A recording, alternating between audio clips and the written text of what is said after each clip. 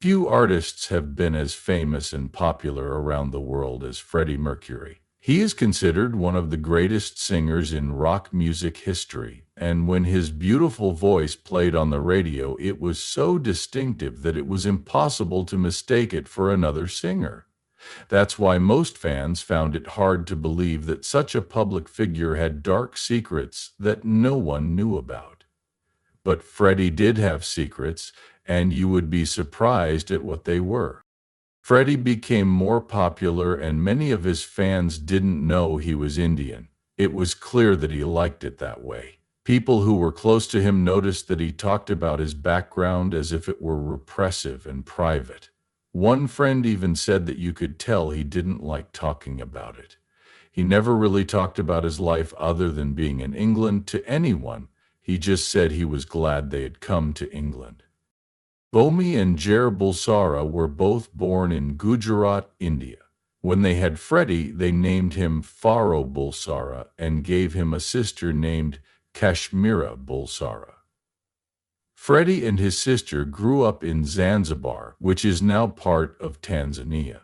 In 1946, Zanzibar was a British protectorate, and Freddie's parents had just moved there so that Jair could keep working as a cashier at the British Colonial Office. Since they were in a British protectorate, Freddie was registered as a British citizen. Freddie's family had to move back to India because of the revolution and the social unrest in Zanzibar. Their first stop was Bombay, where Freddie continued his education at a boarding school for boys and beyond books. It was here that he learnt to play the piano. The boarding school becomes even more important to the story when you realize that it was there that Freddie first realized he would enjoy music and spend a lot of time on it. In fact, at age 12, one of Freddie's friends remembered that he had an uncanny knack for listening to the radio and playing back what he heard on the piano. He formed a school band called the Heelys that could play covers of rock and roll artists like Cliff Richard and Little Richard. The truth was that Freddie only listened to and played Western pop music because that's what his musical heroes did. He chose to be known by the English name Freddie because his family soon left. They moved from India to Fulham, just outside of London, where they lived in a small house before moving again. Freddie continued his education at North Polytechnic in West London, where he studied art. He then went to Enfield Art College to study graphic art and design, finally graduating with a diploma. While he was in school, his friends thought he was just passing the time and would soon be fully into music. He breathed it. One of his friends remembered their time in. Freddie said he was going to be a pop star from the beginning, even before he joined a band. His conviction made some people wonder if he wasn't just crazy. Little did they know that after graduation, Freddie didn't start looking for a job that would let him use his diploma. He started joining bands.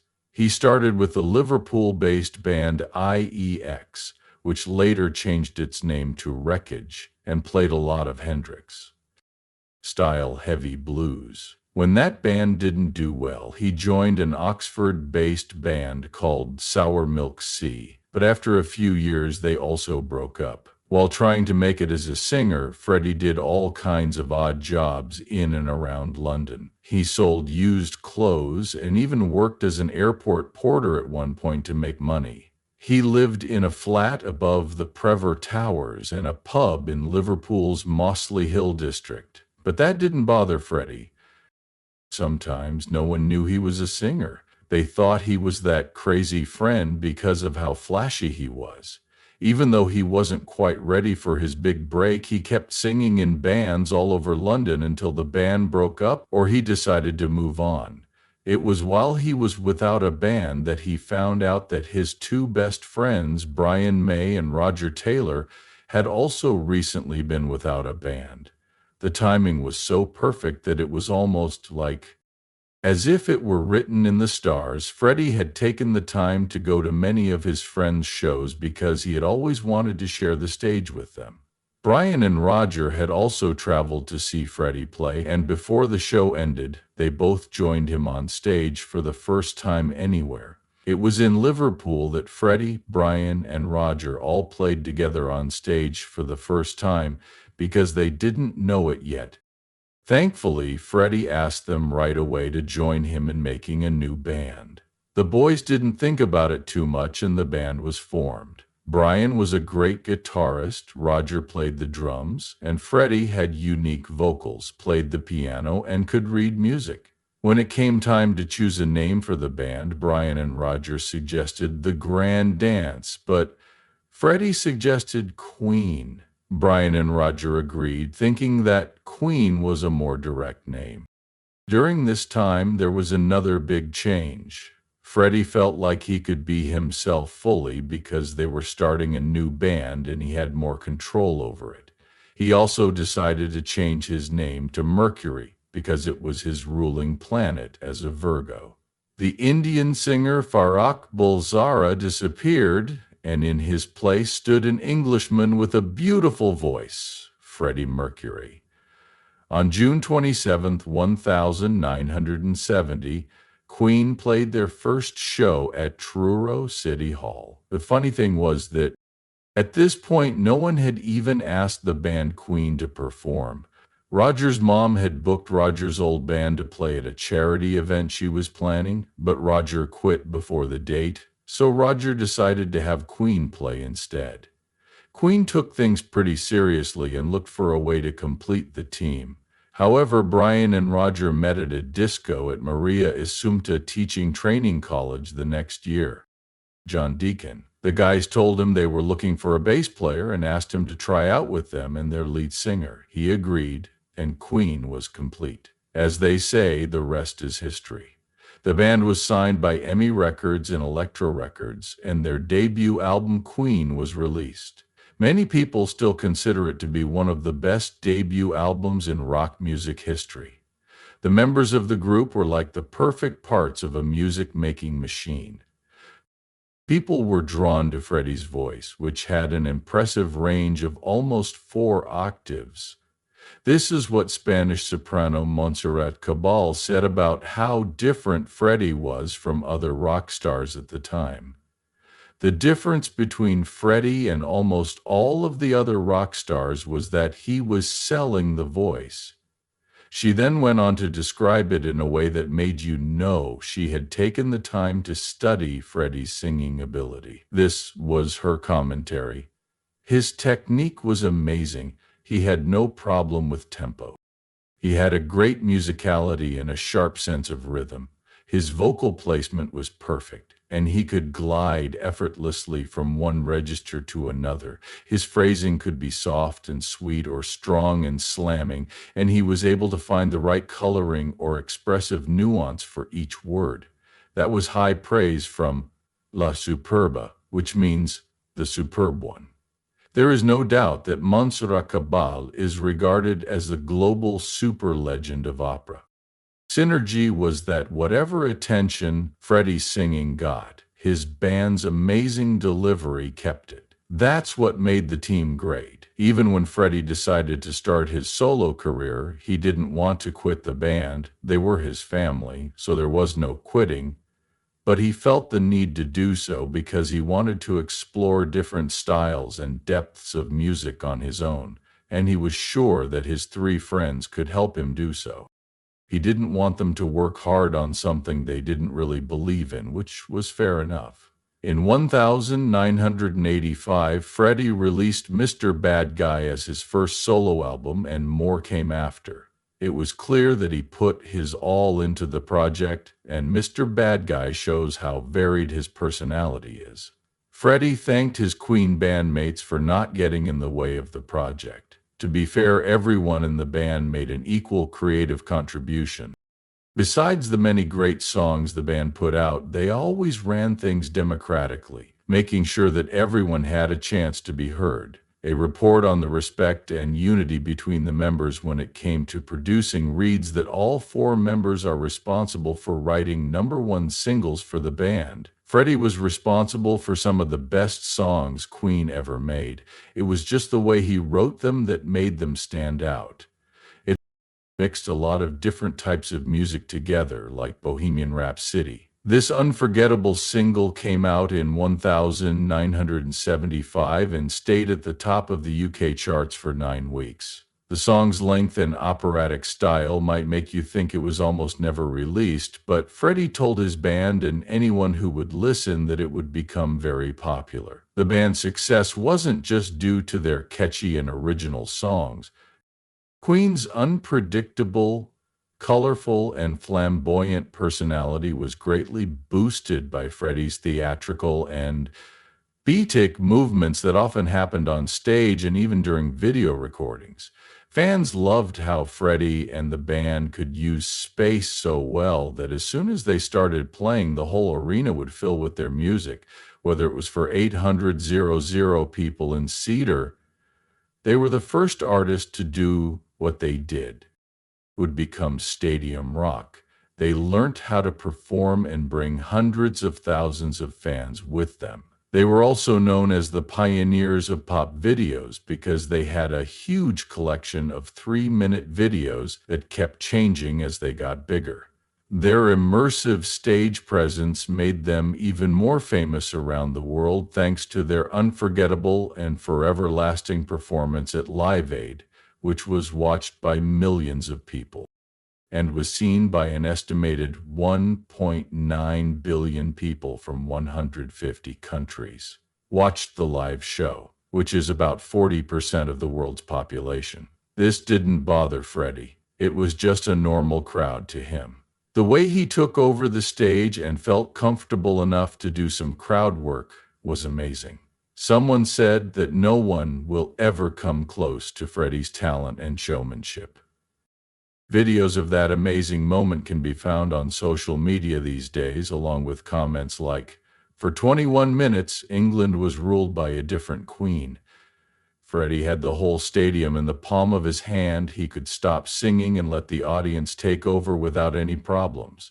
One fan said that all the performers put on a great show, but Queen's performance stood out the most for her, especially when they sang "We Will Rock You." She also said that she wasn't a big fan of Queen before that day, but after seeing them perform their global hits like Bohemian Rhapsody, "We Will Rock You," and "Collapse," she became one of their biggest fans. The songs were accompanied by great guitar playing, Freddie's amazing vocals, and the crowd's unbridled energy. By the end of those 21 minutes, Queen was a rock legend, and Freddie one of the most famous rock stars in the world. Once you think things couldn't get any better, he surprised everyone with his first big work outside of Queen, which was recording the London West End musical Time. The next year, he fulfilled one of his biggest dreams by recording with the world-famous opera legend Montserrat Cabell. Their song together, "Barcelona," became an anthem for Cabell's home city and the theme song for the 1992 Olympics. Freddie went back to the studios to record more music. While Freddie's career was well known, his personal life was a bit of a mystery. He rarely agreed to interviews, and one big secret was that he was very shy. Fame didn't change that part of him. Because he didn't want to give interviews, the media made up all kinds of stories about him, from questions about his sexuality to the affair he had with Mary Austin that lasted several years. It was said that Freddie liked men after a while. Freddie had a relationship with a record executive and had a few casual relationships while going to gay bathhouses in New York. He would later settle down with male hairdresser Jim Hutton and spend the rest of his life with him. Freddie's privacy became a source of controversy, and so did his relationship with his father, Bomi Busara. After Freddie became famous, he kept his family at a distance, which might have been a sign of jealousy. People thought there was a rift in the family because Freddie's relationship with his father was complicated and not as well documented as his relationship with his mother, Jolara. In interviews, Freddie himself had some doubts about his father's views, saying that while he respected him, he did not feel as close to him as he did with his mother. This could be because his mother supported his artistic goals, while his father did not. A traditional and conservative man wanted a different future for his son. As Freddie became more successful, his relationship with his father became tense and distant. Brian once said of the father-son relationship, "It's probably true to say that Freddie's father, strongly committed to the Parsi faith, didn't find it easy that Freddie took the path he did as a rock musician, and a pretty irreverent one at that. However, the support was always there, but Jer was always a keen observer. Followed our band's progress and always came to see us play nearby, always with a lot of excitement. But these revelations were nothing compared to the secret that was finally revealed on November 23, 1991. The Sun ran a special story called The Sad Face of Freddie Mercury, with a picture of him leaving a doctor's office looking haggard and gaunt. Fans were worried because it was said that he had secretly gone to a doctor in New York City to get a white spot removed from his tongue.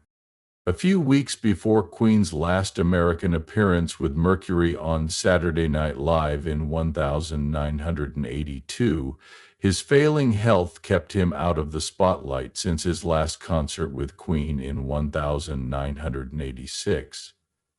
Fans didn't know what was going on because he and the band didn't do interviews very often, and his family didn't spend much time in the spotlight either. Rumors started spreading that Freddie had been diagnosed with AIDS, but his friends and family denied it. The media tried to find the truth in any way possible. Then, on November 23, Freddie said, "I want to confirm that I have been tested HIV positive and have AIDS." Fans were shocked beyond belief. Some couldn't believe it. Others asked him why he had kept such a thing secret, to which he replied, "I felt it was right to keep this information private to date in order to protect the privacy of those around me, but the time has now come for my friends and fans around the world to know the truth. My doctors and everyone else in the world should join me in the fight against this terrible disease." He then said, "My privacy has always been very important to me, and I am famous for not doing interviews. Please understand that this policy will continue." Unbeknownst to him and everyone else, this was the end. On November 24th, one of the world's greatest rock stars had closed his eyes for the last time, and the world was in shock. His parents were Zoroastrian, so he had a big ceremony led by a Zoroastrian priest. Members of the band and Elton John were among the people who attended. Freddie was cremated at Kennel Green Cemetery, and his ashes are still missing. He left half of his fortune to Mary Austin, and the rest was split among his family, close friends, and musicians. Fans from all over the world came to the Freddie Mercury tribute concert at Wembley to pay their respects. Stadium a year later, and the money raised went to the Mercury Phoenix Trust, an AIDS charity set up in Freddie's honor. You have to say that it's pretty amazing that Freddie and everyone around him were able to hide one of the darkest secrets of his life until the day he died. No matter what you do, Freddie Mercury will be always a rock star.